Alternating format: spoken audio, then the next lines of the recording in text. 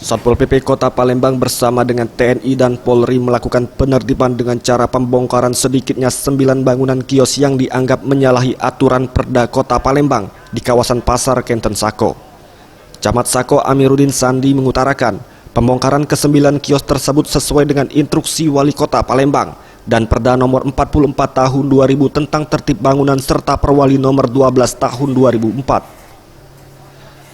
Sebelum pembongkaran bangunan kios yang menyalahi aturan daerah milik jalan tersebut dilakukan, pihak kecamatan dan Satpol PP sudah melayangkan surat peringatan 1, 2, dan 3 serta peringatan terakhir kepada pemilik bangunan untuk membongkar sendiri selama 1 kali 24 jam.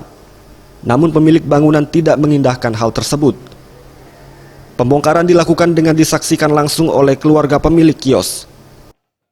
Secara persuasif kepada pemilik bangunan, peringatan 1, 2, dan 3, kemudian dari Satpol PP juga demikian, dan ada peringatan terakhir sesuai SOP itu 1 kali 24 jam harus membongkar, namun pemilik tetap mempertahankan bangunan ini, dan untuk itu hari ini kami bersama Satpol PP Kota Palembang itu membongkar secara paksa. Senada Sekretaris Satpol PP Kota Palembang Al-Hidir mengatakan, sedikitnya 56 personil gabungan diturunkan pada penertiban ini. Dan dari pembongkaran yang dilakukan terhadap 9 kios liar tersebut, pihak Satpol PP Kota Palembang mengamankan bahan bangunan dan baja ringan yang nantinya akan digunakan dalam proses lebih lanjut. Barang bukti ini ada bahan bangunan, kemudian ada taso ya.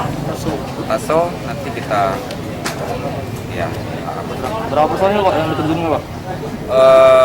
Jumlah personil yang dikerahkan ada 50. Tim Liputan Sriwijaya TV.